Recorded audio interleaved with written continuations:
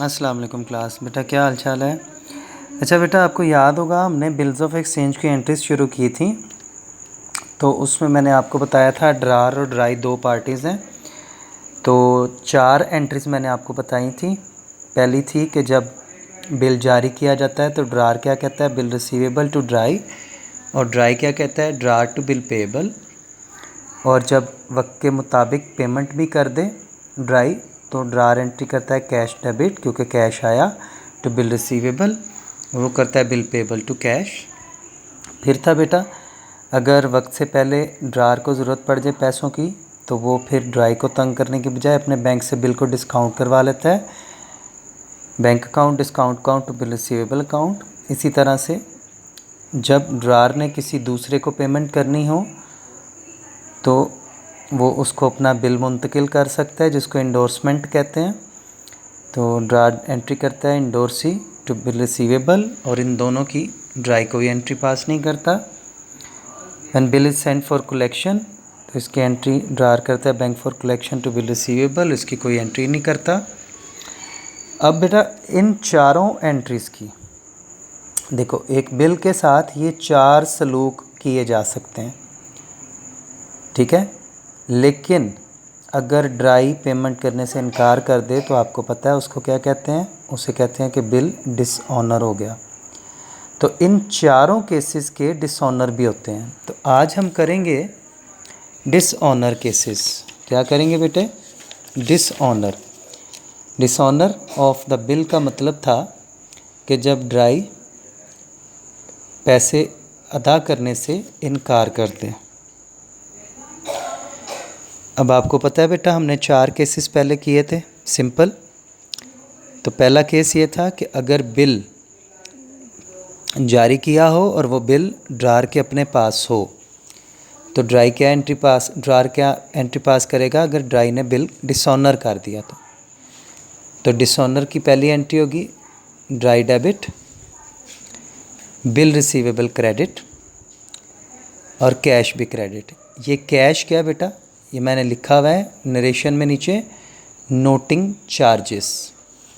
ये मैं थोड़ा बड़ा कर देता हूँ, ऐसे कर लेते हैं, चलें ये ठीक है। नोटिंग चार्जेस, ठीक है जी। तो अगर नोटिंग चार्जेस ना हो तो फिर ये कैश नहीं आएगा, ठीक है। मैंने बताया था नोटिंग चार्जेस होते हैं कि नोटरी पब्लिक के अदारे को जो पे किए जाते हैं ताकि वो आपके बिल के अगेंस्ट कुछ कानूनी कार्रवाई करे, क्योंकि ड्राई ने पेमेंट से इनकार कर दिया। तो पहला केस था the bill is in the drawers possession. अगर बिल ड्रार के पास और डिसऑनर हो जाए तो ड्रार एंट्री क्या पास करेगा, dry debit, bill receivable credit, cash credit. अगर तो कैश यानी नोटिंग चार्जेस आएँ तो फिर ही लिखना है, अदरवाइज़ नहीं लिखना। और ड्राई इसकी एंट्री पास करेगा bill payable debit, trade expense. ये नोटिंग चार्जेस हैं। नोटिंग चार्जेस बेटा नोटरी पब्लिक को तो अदा करेगा बैंक की ड्रार ही, ठीक है। लेकिन मैं आपको एक छोटी सी बात बता दूं, लेकिन वो बाद में ले लेगा ड्राई से। फॉर एग्ज़ाम्पल मैं फ़र्ज़ कर लेता हूं कि आपका बिल था 100 रुपये का, ठीक है। आपने केस करने के लिए नोटरी पब्लिक के अदारे में 10 रुपये जमा करवाए। अब आपका बिल कितने का बन गया, 110 का। तो आपने ड्राई से कितने लेने हैं, 110।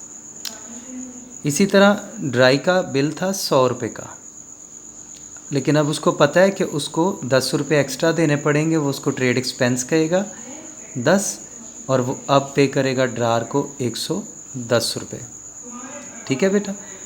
दूसरा केस था कि अगर बिल डिस्काउंट करवाया गया हो और वो डिसऑनर हो जाए, तो इसकी एंट्री है ड्राई डेबिट, बैंक क्रेडिट, ठीक है। वो वही एंट्री करेगा बिल पेएबल टू ड्रार। मैं इसको तेज़ इसलिए करवा रहा हूँ बेटा कि पहले आपने ये कर रखी है, ठीक है। फिर तीसरी एंट्री थी कि अगर बिल इंडोर्स हो जाए तो फिर ड्राई डेबिट, इंडोर्सी क्रेडिट, ये फिर वही एंट्री करेगा। ड्राई जो है वो एक ही एंट्री करता है, ड्रार चेंज करता है एंट्रीज़ को। फिर है if the bill is in Saint for collection.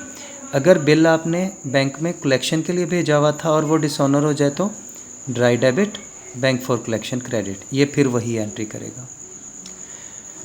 सिर्फ नोटिंग चार्जेस की एक ख़ास बात मैं बता दूं कि नोटिंग चार्जेस सिर्फ पहली एंट्री में अलग से शो होंगे जैसे ये दिखाए जा रहे हैं, ठीक है, सिर्फ पहली एंट्री में।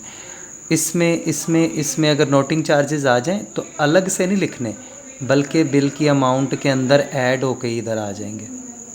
जैसे बिल 100 रुपये का था तो नोटिंग चार्जेस 10 रुपये के थे, तो अगर इस एंट्री में भी नोटिंग चार्जेस हों तो आपने सीधा 110 लिख देना, यहाँ पे 10 रुपये अलग शो नहीं करने। तो एक और चीज़ भी नोट करिएगा कि डिसऑनर केसेस में अगर बिल ड्रार के पास हो तो ड्राई डेबिट ही होता है, बिल डिस्काउंट करवाने के बाद डेबिट डेबिट डेबिट।